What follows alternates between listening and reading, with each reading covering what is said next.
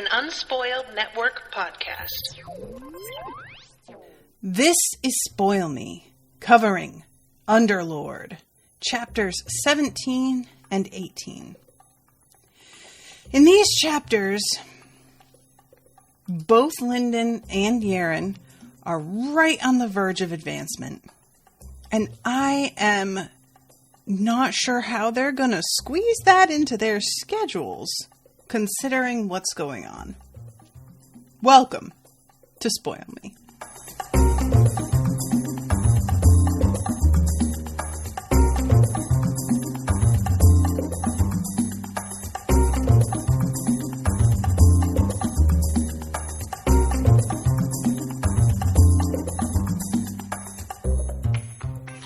Welcome to the show, everybody. I am Natasha.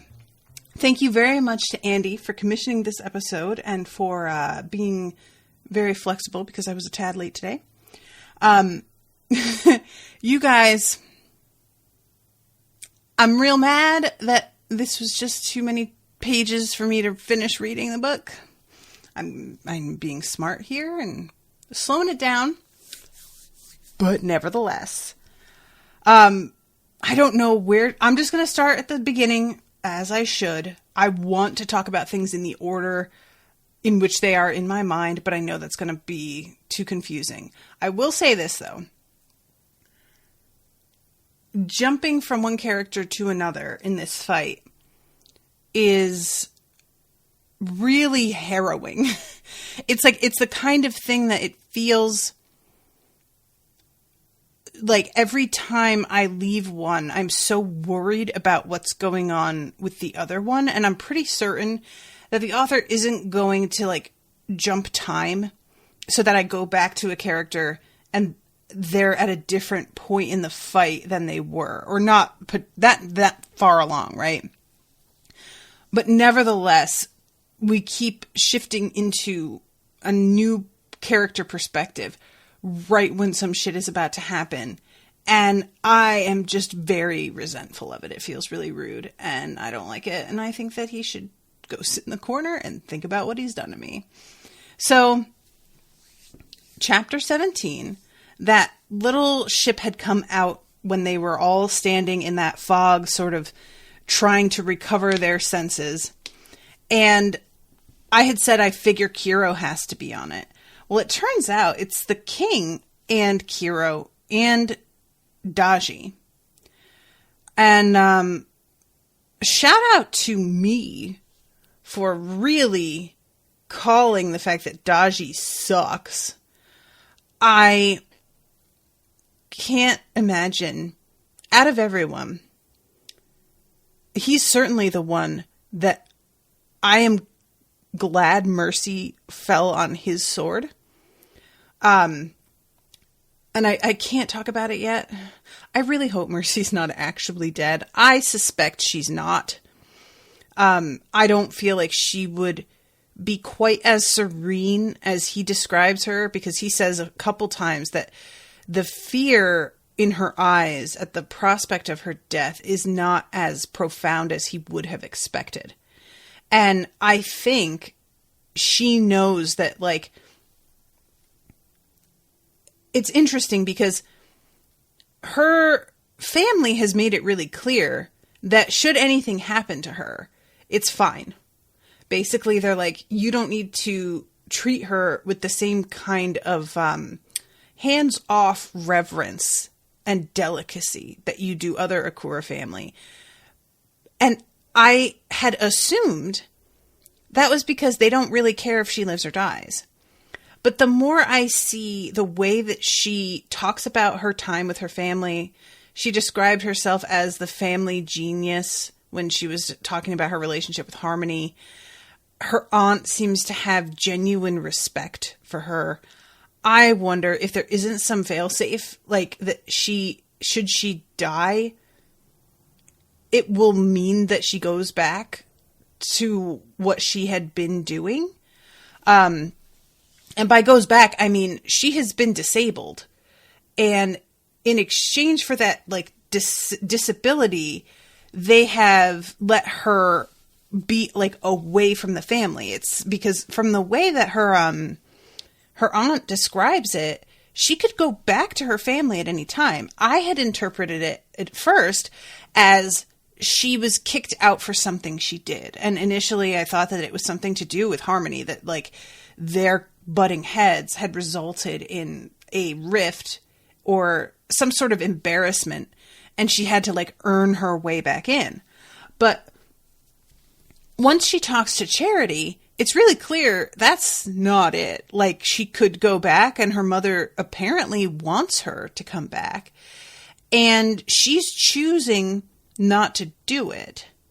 So I'm wondering, I had assumed that however she chose to go back to her family, it was going to have to be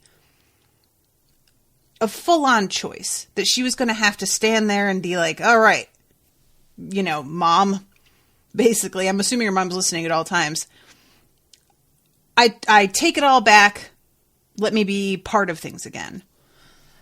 But the fact that she isn't seemingly afraid of death, her mother, I don't know what level you have to be to basically bring someone back from the brink of death. But based on how, oh my God, what is her name? The tree life warrior, Maria? Is it Maria? She's able to heal what might have been like a fatal wound on Kiro. And she's only an underlady. I imagine that this kind of wound is nothing for a monarch to deal with. It seems like that would be well within her purview.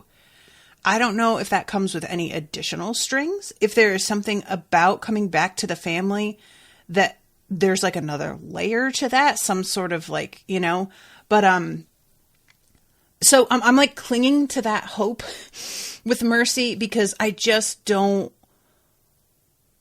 if she just straight up sacrificed herself for Yaren and Lyndon, like, granted, I will appreciate it, because I really, when you just come down to it, I'm more concerned about Yaren and Lyndon than Mercy. I am more invested in them. But Mercy has so much potential to be truly fascinating. And I will be deeply regretful if we don't get to watch that unfold, because she seems like a wild kind of character, you know? Yaren and Lyndon, they have this odd sort of thing where the two of them are, Lyndon's motivated, well, we know about not wanting to be worthless, but also he's motivated by this knowledge of a prophecy of a huge calamity that's coming. Yaren is motivated, and we find out in this that there's the abandonment thing, but also she had a master who, like, saw a unique talent in her. And Mercy calls herself the family genius. So they're all pretty unusual people. And with Lyndon, one could say he might be his family's genius, because there's just something to his mind and determination and openness of spirit that makes him truly unique as well. So I feel like they could make a really fearsome sort of team if they teamed up together. Andy, Mira, thank you. I don't remember what I said. I think I said Maria, something like that. Mira, thank you. So anyway, the fact that Daji is the one who she falls on his sword, as much as she deserves far better than his sword, setting that aside, the fact that after that happens, his body stops and his thoughts stop. I am really hopeful that that is a result of Charity stepping in. I feel like she specifically wrote on that thing, you should not hurt Akura Mercy. And it was obviously really odd wording that Kiro also noticed. And I wonder if, like, if... So the whole reason that Charity is pitting these two groups against each other is allegedly to hone them and make them each stronger than the sum of their parts. They're each going to advance because of the pressure of the other. And I wonder if there is this fail-safe for Mercy, maybe it wasn't so much you should not, in terms of I'm going to leave myself a loophole so that you can hurt her and I won't be in trouble, or it won't be as big of a blow to me as it's going to seem like. Maybe it was more a piece of advice where she's like, look,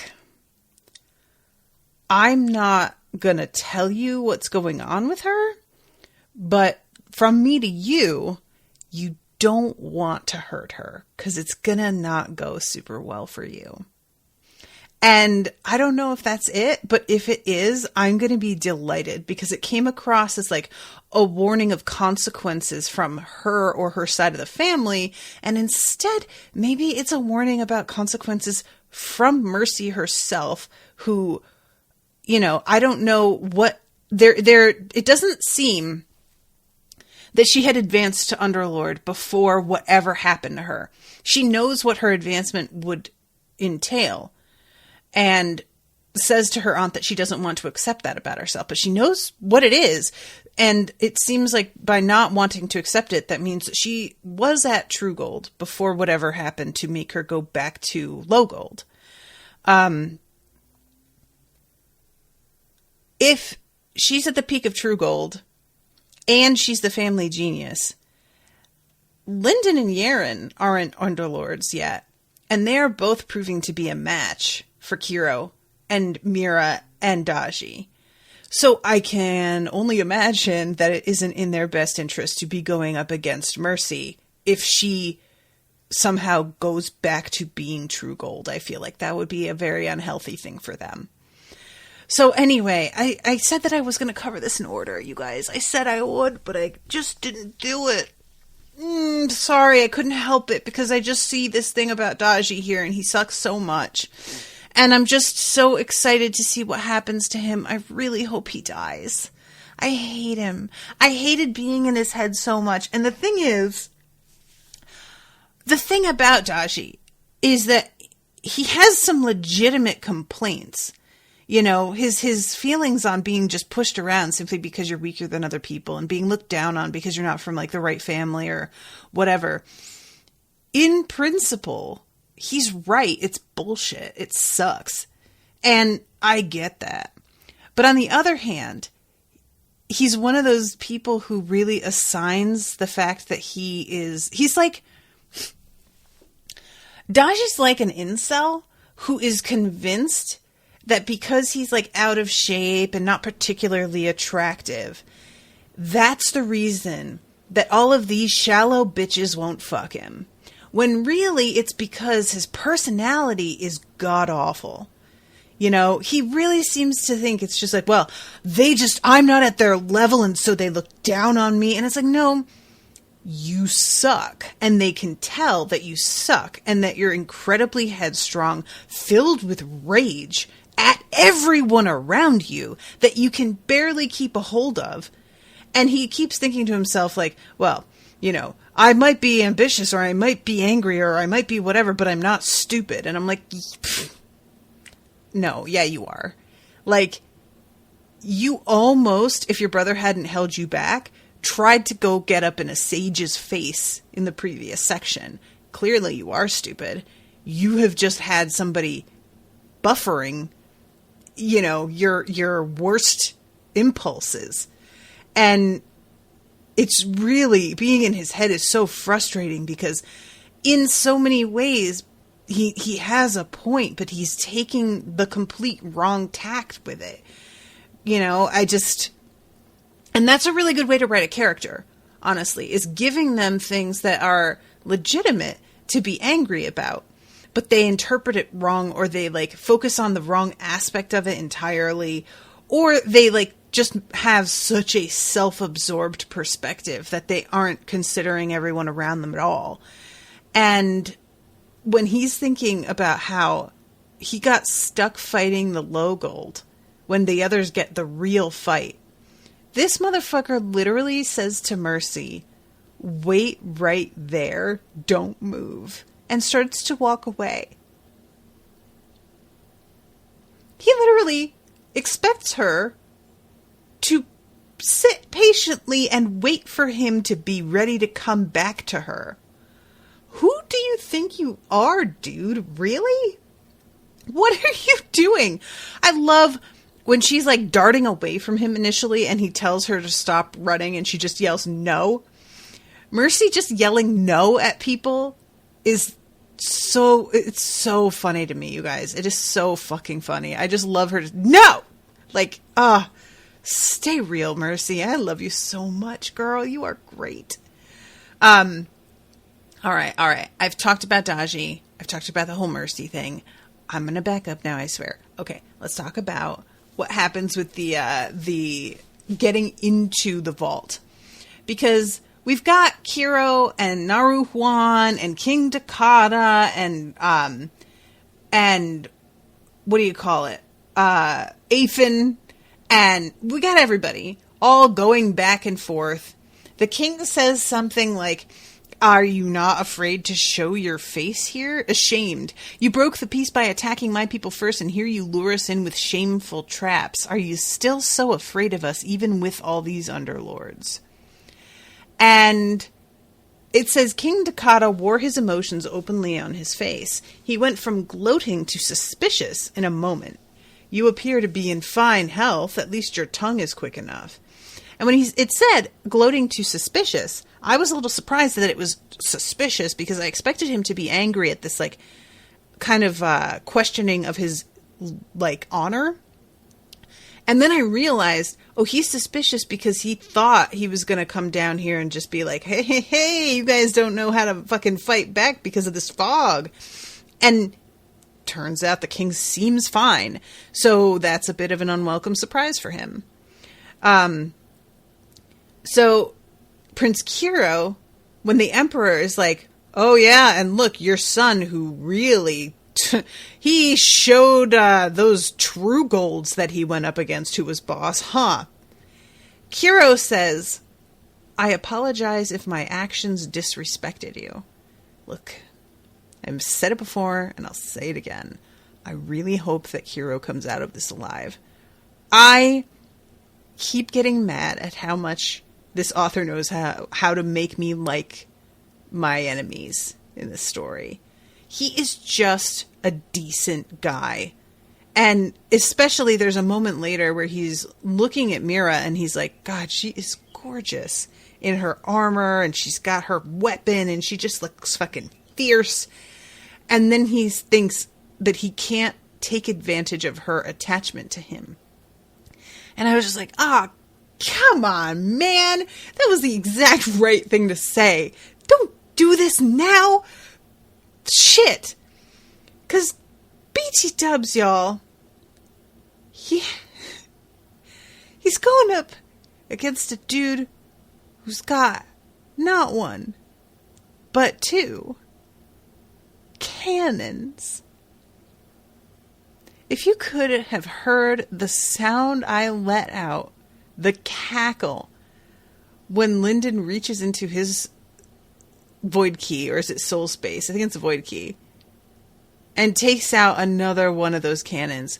Y'all, I was alone in the car driving somewhere and I just started I just went, oh shit! Like I was just, he's got two. It's such a good moment, y'all. This is one of those where I'm like, I'm really happy that Owen's listening to these books on his own. I want him to be able to talk about them with me. But there are some points like that where I'm like, I hope I'm there. I hope I'm there to hear his reaction when this happens, because he is going to lose his mind. It's going to be so good.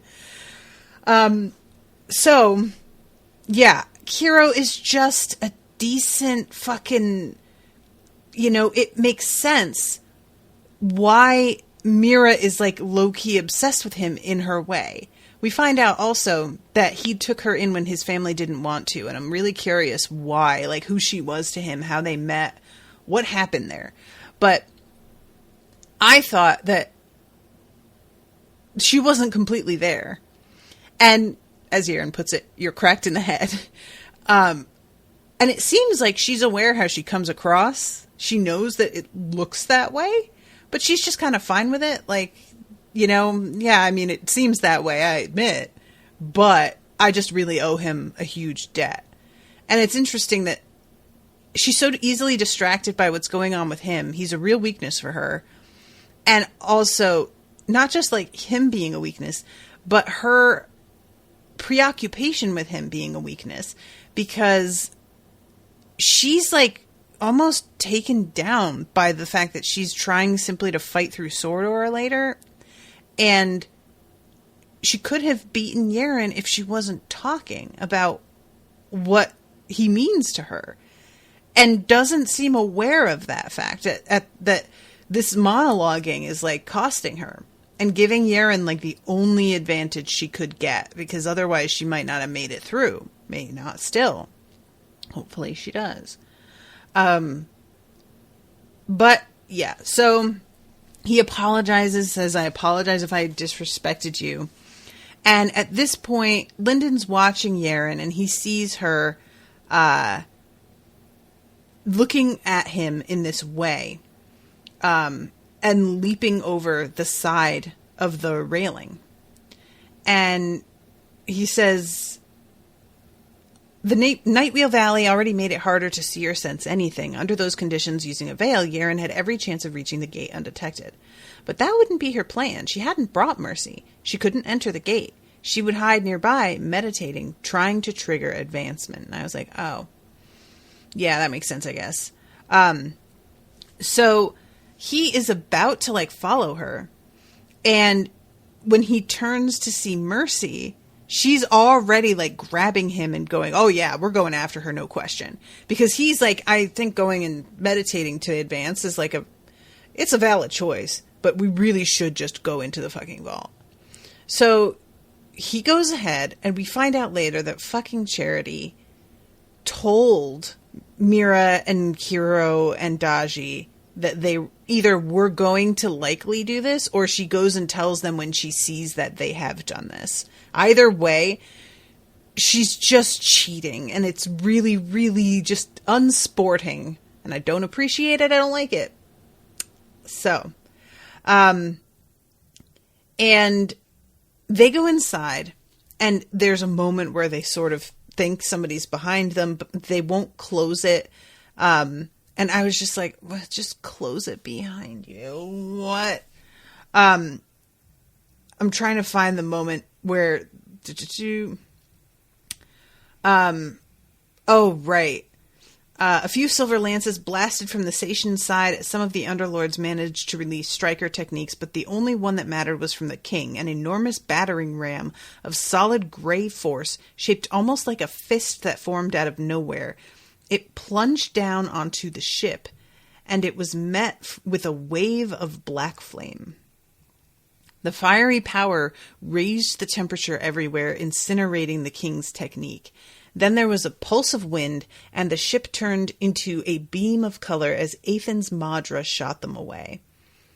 I am assuming that came from Emperor Naru, the Black Flame, because I know that he has like the Black Flame sword. But we don't, I think, get any like confirmation of that later. So yeah, Dross says, "Did you invite someone else?" And he's like looking around and says, finally Lyndon says, "We need to shut the gate behind us." And this is when Mercy says we can, but then we're at Aunt Charity's mercy. The door can be closed from the inside, but it can only be opened from the outside by an Akura.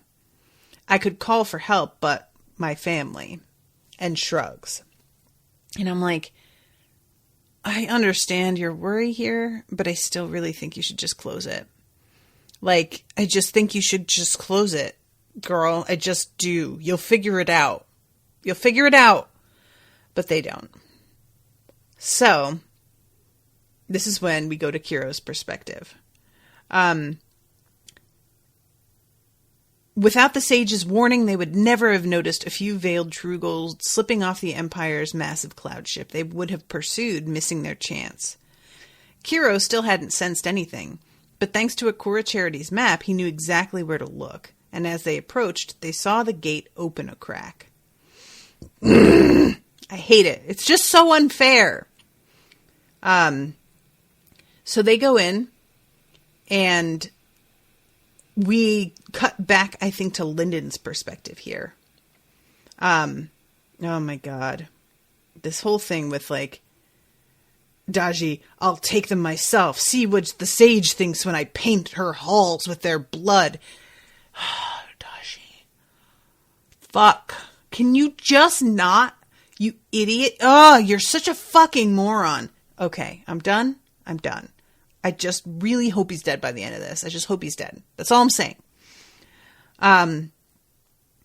So we go and see, like, there's, like, the descriptions of displays of different sacred items and, like, you know, treasures and whatever in this vault that are all grouped together.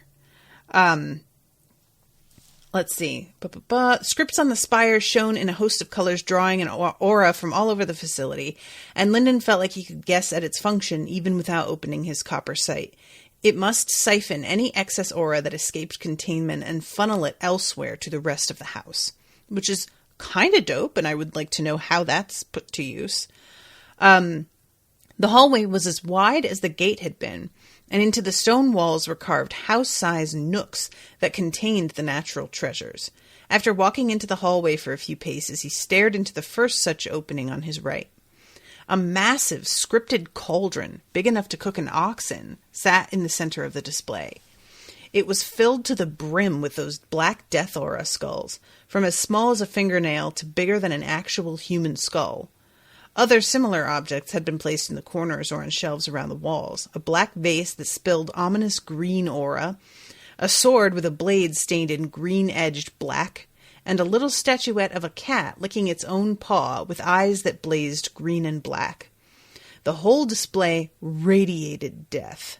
There was nothing that walled off this nook from the hall except a line of script around the inside of the entryway. If Lyndon stepped across that line, he was certain the death aura would kill him instantly. And there was another nook above that one. 2 rows per wall.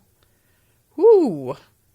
Don't jump over that fucking scripted line, that's all I'm saying. I hope that during this fight, somebody doesn't get just tossed in there, because that feels like a real danger. That's all I'm saying.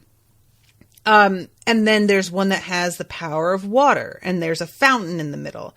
Its shelves sported seashells, clear blue fruits, crystal clear clouds that wept rain, bars of reflective blue steel, swirling orbs like trapped whirlpools in every size, from small enough to fit into his palm to bigger than his entire body. There were 10 such displays in each row on either side, and both an upper row and lower row. So 40 natural treasure displays in this hall alone. There were 4 hallways radiating out from the central atrium, and maybe more further down. Who was to say this was the only crossroads in the entire vault? Damn. This is one of those things where you literally just can't make use of all of that in one shot. Like, no matter how greedy they all are, there's no way within any reasonable amount of time they even make a dent in that. And plus, it's a lot of aura that I'm assuming they're not going to be able to make particular use of, because it doesn't, like the water aura, none of them really works with.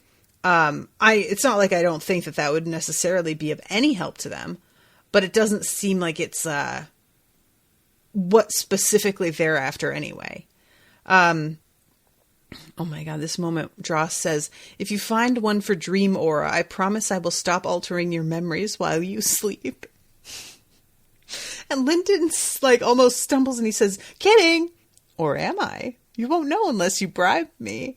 Honestly, that's one of the best jokes that Dross has ever done. And Dross is consistently pretty funny, but that one really got me. It's enough to make you so paranoid, man. That's mean. There are 16 for Shadow Aura, as I'm sure you noticed. Darkness is thicker than weeds out there. And Lyndon is thinking about how much there is here, and he felt like he was about to advance just thinking about it. So, at this point, they're talking about who's going to advance first, and he says, we'll give you as much time as you need to Yaren, because he's clearly wanting her to not die. And Yaren is like, no, you have to advance first. And she says, yeah, I get why you think that, but I don't have the sentence, the insight in mind. And so we don't have no idea how long that's going to take. And either way, we really could use an Underlord on our side. So I get it, and I'm not just trying to be selfless here. I think practically speaking, you advancing will help all of us, and maybe feeling you advance will like give me the insight I need. Maybe it'll like jostle something in me. And he starts to be, he's like, okay, fine. Like you can see he just doesn't, it's a combo. There's not enough time. He doesn't want to argue, and she's making some valid points. So he sits down and he starts to cycle in order to advance. And almost what I had said I was worried about because of Mercy crashing into him last section, that is almost what happens here, because he's in the middle of it, feeling like it's ready to, you know, he's ready to pop. And then these fucking people interrupt. Meanwhile, he feels the lifeline on Yaren and realizes how incredibly thin it is, and is just really like the anxiety from that is quite severe. So then this is when they get interrupted by the other three entering the vault. And they are wearing armor that is like all done up specifically for them. Let's see. Through each seam in the other layer of dark gray Madra, Linden caught a flash of bright silver or dull yellow beneath. Nothing of Kiro shone through. And then we have Mira. Her armor was sleek and smooth, made of plates of polished wood with green shining beneath. He could see no trace of her hair or the gold sign running through it, only an ornate chestnut-colored helmet that shone from within with a verdant green light. He only recognized her by the scythe she carried. And behind them, Silver and, let's see, three enemy under... What's the one? I'm trying to find the description of Daji's. Oh, the young man Linden took to be his brother held 2 swords and no shield. His armor was slightly thinner. He was walking with his helmet dismissed, and by his expression was eager for violence. And yeah, the purple owl is behind them. And Dross says, okay, this could be good. It isn't the worst possible scenario. It is the 5th worst. Shut up, Dross. Stop it. You're ruining everything. So Linden puts his stuff away and stands up from being about to advance. Oh, so annoying.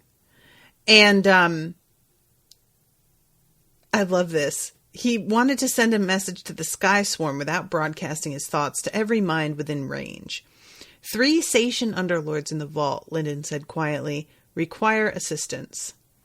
And I'm like, I got to admit, as I'm reading this, I'd forgotten that he sent that. I don't know, though, if it will make any difference, because they are quite busy outside, as we will see. So this is when fucking Daji says, come at me all at once. And Yaren, like the true goddess that she is, like the beautiful example of perfection in comebacks that she is, says, whose little brother are you? Oh, it's not even an insult exactly. It's just so, it is, of course it is. I mean, that's meant to be what it is, but it's so perceptive and cutting. Oh, I just love it so much. It's just so good, you guys. When she said that, I just like, my mouth fell open. It's just one of those like beautiful examples of how to really like just get to the heart of everything a person is trying to escape. He just doesn't want to be the pathetic younger brother. That's everything he's afraid of. And she just somehow like saw it and like went for it, like the jugular on his psyche. Oh, it's so satisfying. I loved it so much. You guys, can you hear it in my voice? So anyway, your remnants should remember the name of the man who killed you. I am Seishin Daji. Mercy waved. Hello, Daji. I'm Mercy. Mercy, stop it. Stop being nice to the enemies.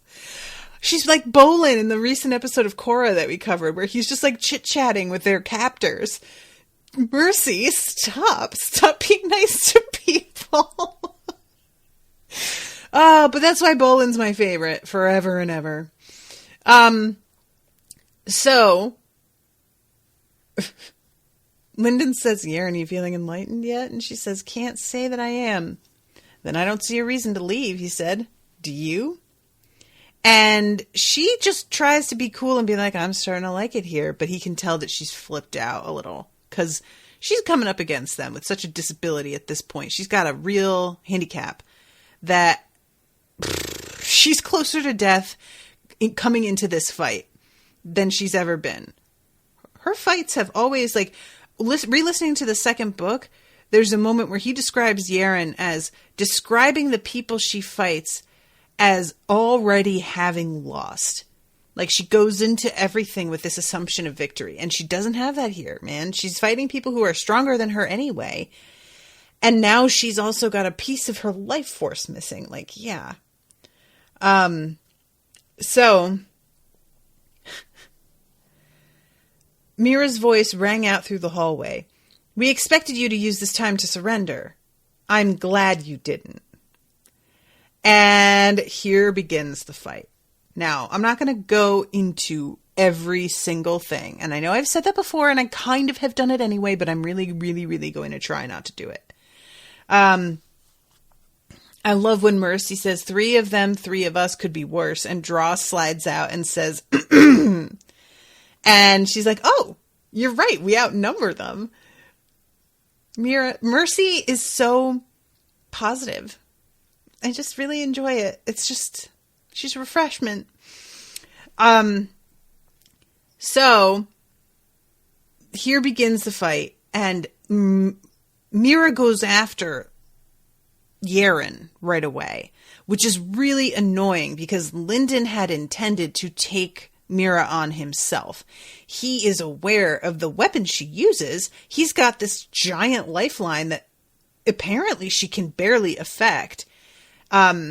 He activated his Hunger Madra, swallowing as much of the green light as he could, but this was the attack of an Underlady.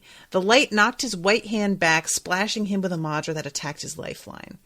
It was like trying to chop down a tree with a paper axe. Before Lyndon's lifeline, which had been reinforced by Ghostwater's life well, Mira's Madra withered away. Withered is such a good word, too, because that's so, like, evocative of plants dying and flowers, you know, just sort of crumpling over. Wilting. That's the word I want. And yeah, if he had gone up against her, like, I'm not saying that it would have been better, because there is something about his, like, I don't know how to describe it. His politeness and respectability that I feel like will speak to Kiro in its way. And the way that Mira is so desperate to keep Kiro alive is speaking to Yaren and her fear of losing her friends. So it does seem like they are partnered with the person who spiritually is appropriate for them. And even like, when we heard Mercy talking about how she doesn't like some aspects about how her family works, it seems like she doesn't like the elitism or like the power structure. That's even sort of Daji's issue as well. Like, they all are sort of up against somebody who, it seems, has a similar, like, frame of mind regarding certain things, but obviously is coming at it from a really different place. So Kiro is like, I feel like he's sort of a perversion of Lyndon, in that he's still very polite and he's still very concerned with like obligation and duty and honor, but he was also the favored one growing up the whole time, which is interesting. It's like an inversion of that. And he still is good-hearted and like does his best to sort of shield everyone around him from the worst of their own impulses. And I wonder if there's like a warning in there somewhere that like Lyndon, it feels like that Kiro out of everybody is the most balanced. He's got the best perspective. Mira is like, if Yaren got a little bit too attached, like she's the worst aspect of Yaren amplified, you know? And Daji is like, what if he had the sort of idea of the elitism that Mercy could see, but he didn't come from the Akuras and wasn't favored in the genius of the family. And how much more corrosive is that resentment if you aren't in a position of power to begin with? Anyway, so Daji gets distracted by Mercy almost immediately, which is so perfect because he really wants to like fight the biggest badasses, and he convinces himself that he's gotten like given the worst fight. He treats it as if they all drew straws before this and he got like the short straw. But the truth is, she baits him super easily because he's a fucking child. So it's not like it's completely his choice that he wound up against her. But he doesn't see it that way because everything that happens is something that happened to him. Nothing is ever because of his own choices. And Lyndon, meanwhile, is thinking about how Mercy is like going up against a literal underlord, and she's not even a true gold as they are. And he's really worried about her. He keeps thinking about her throughout this whole thing. And Lyndon has a moment with Kiro that I loved. Let Yaren advance, Lyndon said quietly. Leave us alone, and I will swear an oath right now to turn down any nominations for the tournament. Kiro stopped his gradual advance, his shield lowered slightly. I beg you, please stand down. She is dying. The prince hesitated. Lyndon thought he sensed uncertainty in the man's spirit, and for a moment, Lyndon hoped. Then Kiro shook his helmeted head. I can't. I bear greater responsibility than you can imagine. And why should I make a deal with you? You're not even an underlord. And Lyndon says, I don't care, and then he pulls out a cannon. To which I literally went, oh ho, in my car. I was so delighted by it. I was so delighted. And I was like, about to start like, I think it started raining really hard or something at that point while I was driving, and I paused it because I was like, I'm too distracted. I'm too distracted by this rain. I need to like tune in fully for the cannon action. I can't do this right now, and came back to it. So then we jumped to 18, and Ethan is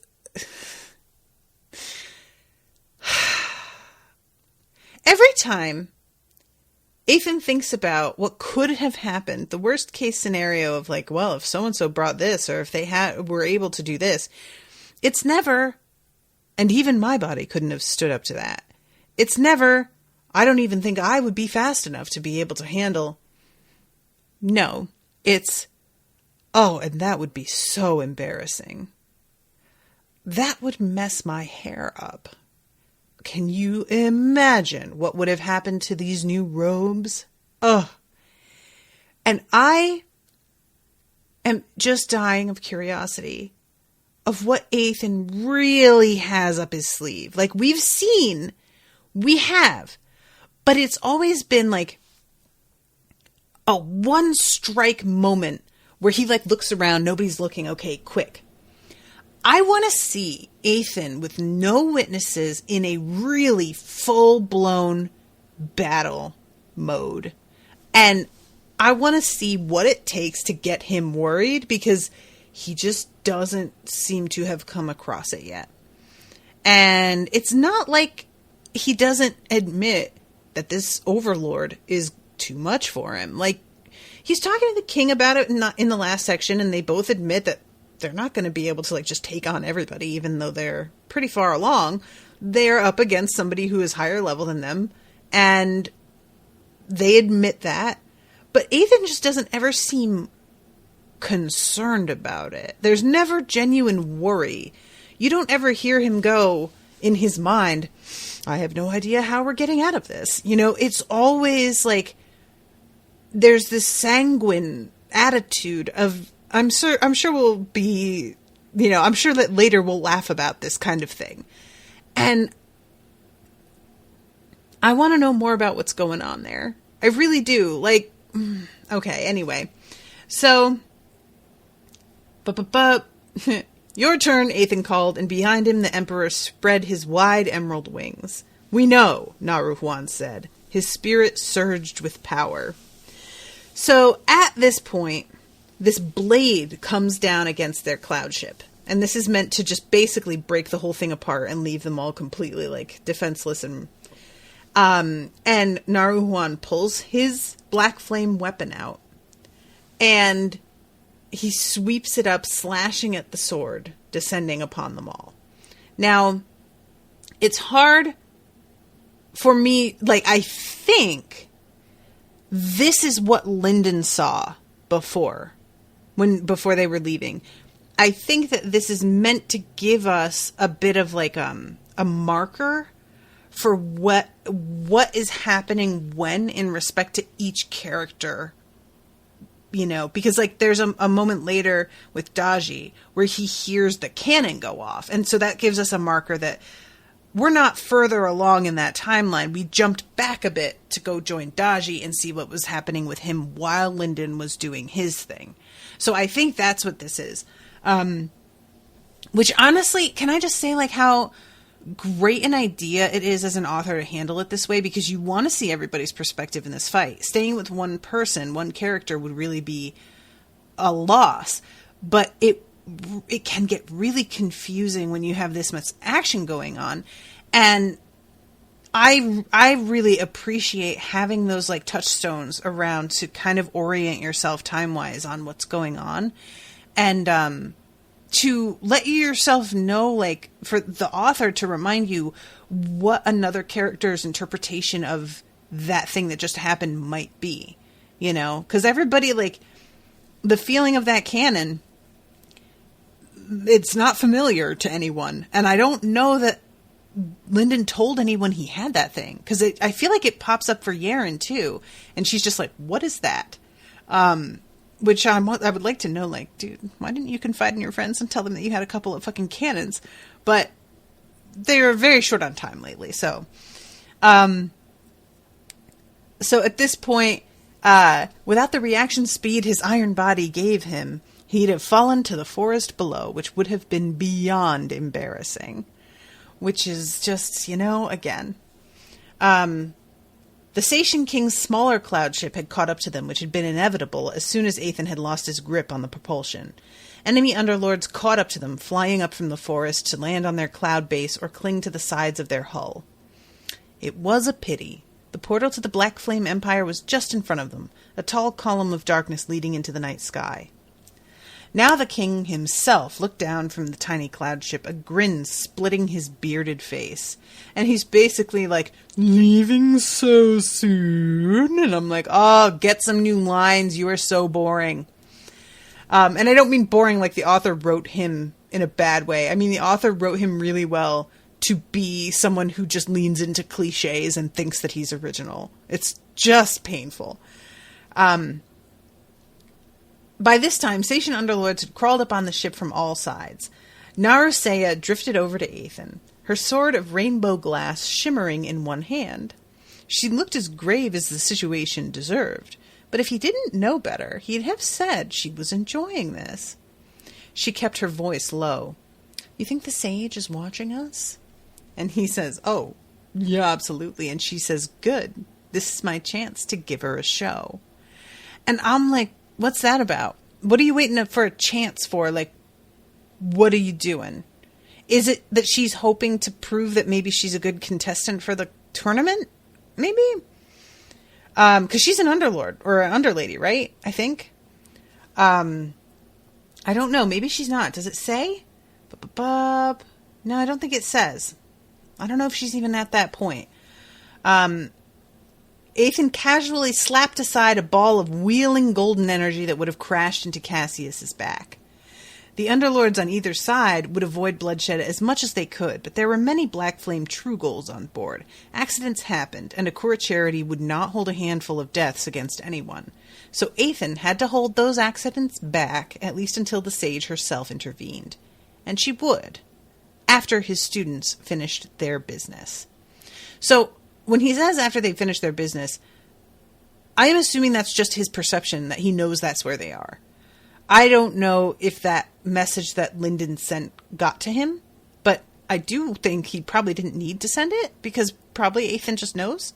But, you know, Ethan can be distracted and focus on the wrong things. He's not exactly omniscient.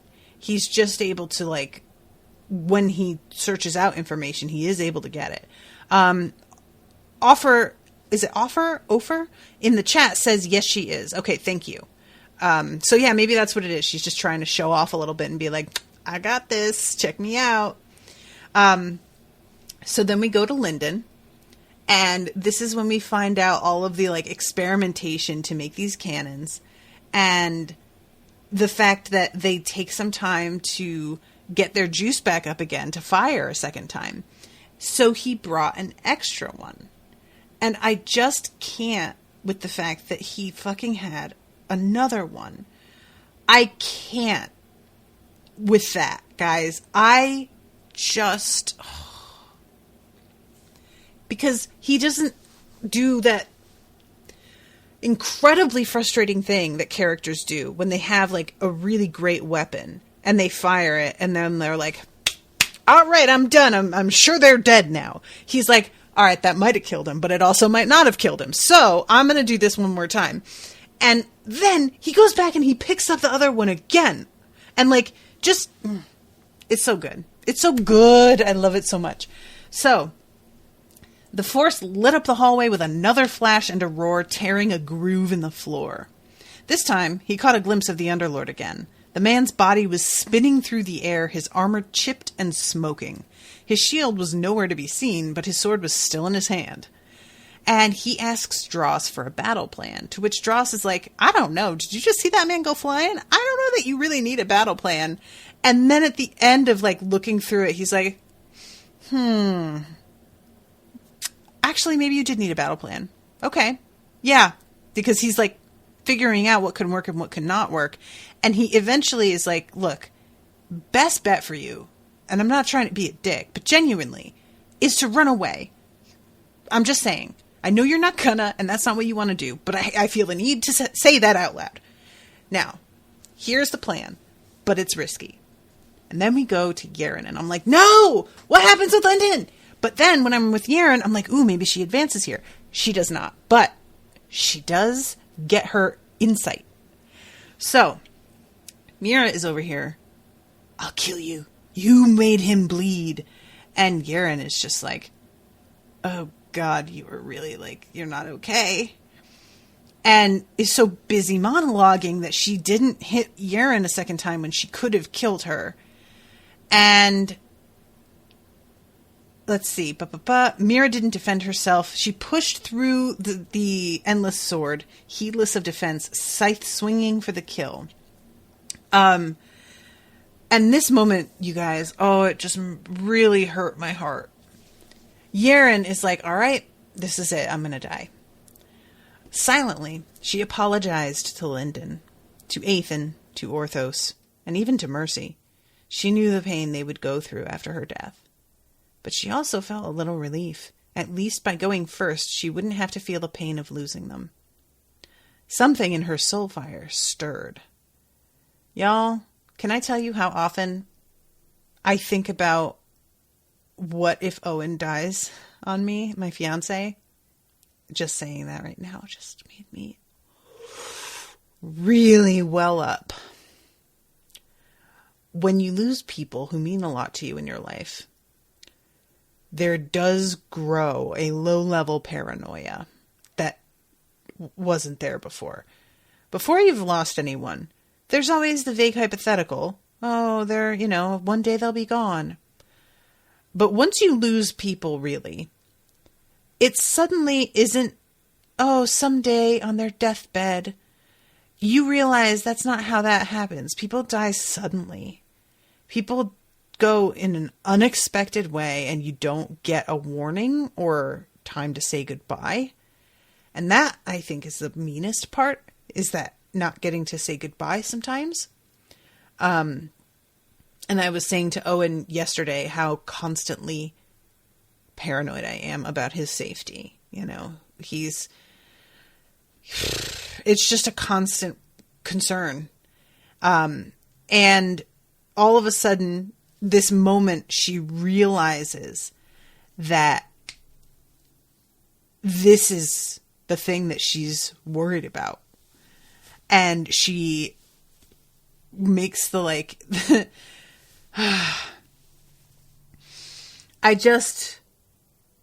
I really sympathize with her so much. I practice the sacred arts, she thought, because I don't want to hurt anymore. It was also clear that she wondered how she had ever missed it in the first place, though her revelation was so embarrassing she wanted to die. Again, that's often our truth, man. Usually the thing that we get revealed to us is something that it feels like it should have been obvious, and also we kind of hate it. And that's okay. That's the step. That's step one, figuring it out. And then you just try and learn and move forward from there.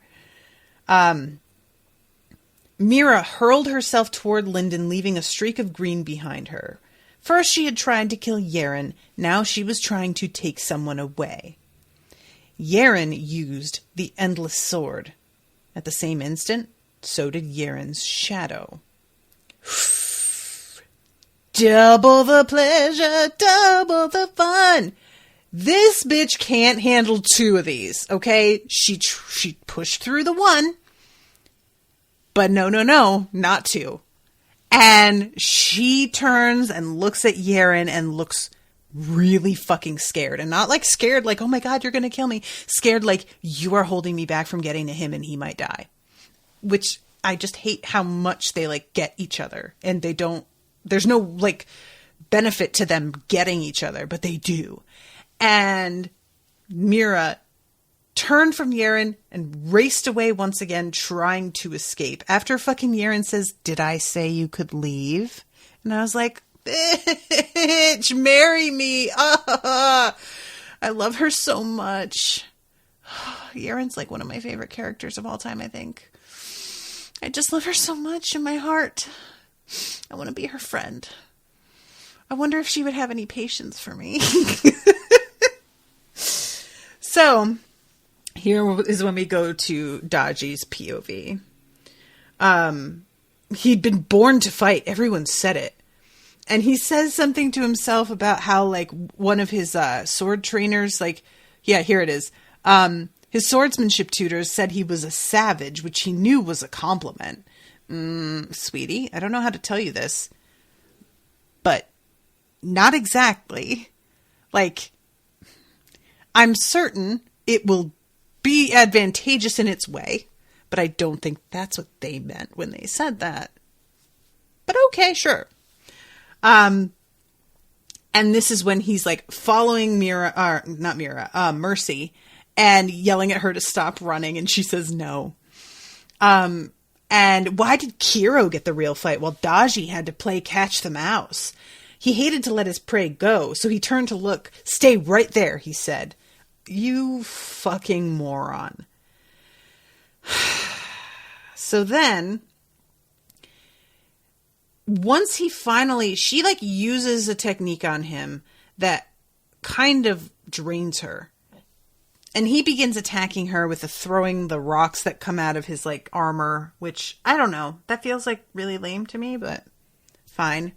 And when he finally gets her cornered, there's this moment. Beating on her was healing his mind. She pushed herself up on the bow, which had now straightened into a staff. "I lose," she said quietly. And he really gets angry at the fact that she thinks she can just surrender, and that's going to be the end of it. He slammed the flat of his blade into the side of her head. She almost flipped in the air as she collapsed, making a sound like a dying cat. It made him feel better. And then he goes over and breaks her arm and stands on it and pins her there.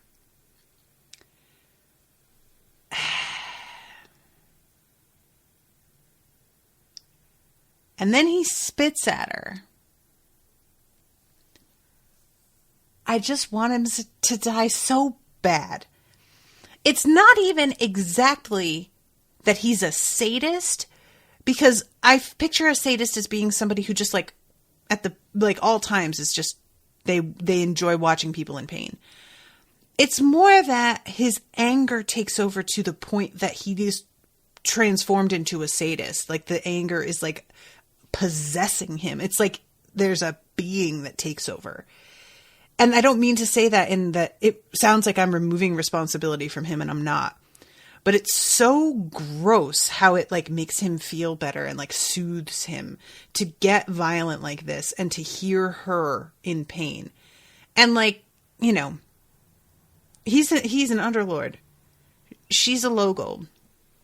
And we know that Mercy's, like, what, 4'5"? She's, like, really tiny and looks very young. And just the idea of him just, like, stepping on her arm to break it and then leaning in to pin her there while she's screaming. It's just ugh. I just hate him so much here. So she tries to tell him to just leave and not kill her friends. And he resents her telling him what to do so much. He gets very angry that even here, when he has the best of her and she lost, she's still trying to order him around. And he says, maybe I can't touch you, but the sage doesn't care about your friends. And he turns to leave. And it says he had beaten her, but he hadn't truly won yet. Only crushing all three of them would be a true victory. He had taken the first step when motion caught the corner of his eye. He raised his blades, spinning back to battle. Akura Mercy threw herself on his swords. And I was just standing there, listening to this with my mouth hanging open, like, what is she doing?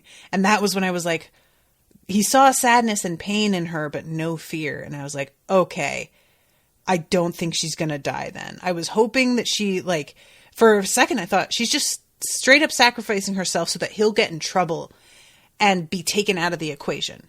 Because they were told not to hurt her in a way. And I was hopeful that wasn't all there was. And then when I heard that she didn't look scared, I was like, okay, I'm going to take that as she knows she's not dead.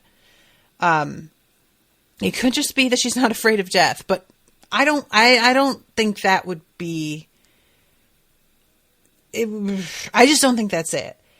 It could be, but it sort of comes down to what I believe about her character.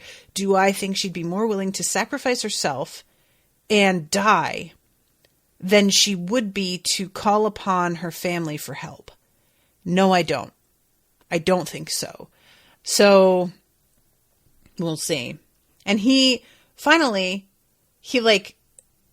slips her off his blade and, like, leaves her and goes back to the fight and just tries to be like, well, I didn't kill her, like, really.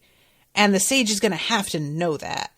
So it says, if he was able to fight in the tournament and win glory for them, they'd forget all about this. As always, strength was a deciding factor. And I'm like, do you really think after this, you're going to get to fight? Like, he's just so deluded. And then Daji's body stopped. A second later, his thoughts stopped. And darkness flooded the vault. And I was like, Charity is here. I think. Maybe I'm wrong. Maybe that's Mercy. That never occurred to me, actually. His thoughts and stopping and darkness flooding and his body stopping. Could Mercy do that? I don't think she could do that. Maybe. I don't know what else she got in that book. Shit. That would be pretty badass, though. So yeah, that is the end of chapter 18, and I have 19, 20, and epilogue for the next episode. I'm excited. Oh, and by the way, before I wrap this up, even though I'm over time as usual, I want to mention an email that I got from Jeff, I think. Yes, Jeff. Jeff emailed me, and he told me to check the end of Ghostwater for the bloopers section. This is not in the audiobooks, and I desperately wish that it was. If it is in the audiobooks, I didn't hear, I don't think it is. But this author wrote fake bloopers of things as they could have happened. And it is absolute pure solid gold from start to finish. It's so good. What a weird idea. Who does that? It's such a strange thing to do, and yet it is so hilarious. Do you remember when Yeren and Mercy are by themselves and Mercy's hanging upside down from the tree in Ghostwater there when she's training, and she's like, don't we all train upside down? And she falls, and Yeren's like, girl, get up. Because she knows that she fell hard, but her iron body, she'll be fine. And in the blooper, she dies. And I was reading it thinking, wouldn't it be hilarious if she just died? That wouldn't be funny because I like Mercy, but honestly. And apparently the author thought the same thing because he writes her dying and then a remnant coming up after. Just things like that. At one point when Ethan takes over the cloud ship from Narugwe, or not, is it the cloud ship? He's talking to Narugwe, and Will White wrote Ethan saying to Narugwe, look at me, I'm the captain now. And I was just like, ugh. It's so stupid, but it was so funny to me. So thank you, Jeff, for telling me about that, because anything after the epilogue, I tend to try to ignore because it often is a sneak peek of the next book, which I'm not allowed to look at. So I would never have known those were there if she hadn't emailed me and let me know. What a delightful little, and I can see that there are bloopers for this book as well, which obviously I'm not going to check until after I'm done with it. But what a funny thing to do. Sam says, wish there was a chat for us alone. So much we can't say. Sam, if you're a patron, I don't know if you are, but I have a Mighty Network, it's a social media platform that I set up for patrons, and there's a section for Spoil Me spoilers. And that's where people can go and talk all the spoilers they want in that section, and I am not in there, so I won't see anything. But you do have to be a patron to be into the Mighty Network, so... But let that be a motivation to people. If they want to chat about stuff, you can just go to patreon.com/unspoiled. And for $5 a month, you can get access to a bunch of stuff. And it's pretty dope. But yeah, anyway, thank you again, Jeff, for sending me that email. That was such a treat. Thank you, Andy, for commissioning this. This has been great. I'm very excited about next week because not only are we finishing up this book and I get to talk about what happens, but I have a little bit of wiggle room because it's slightly less than 50 pages, which obviously didn't matter this week because I am still over time. But I can't help it. I have a lot to say. What can I say? All right, guys. Thank you again so much, and I will see you Friday with a new episode. Until then, toodaloo, motherfuckers.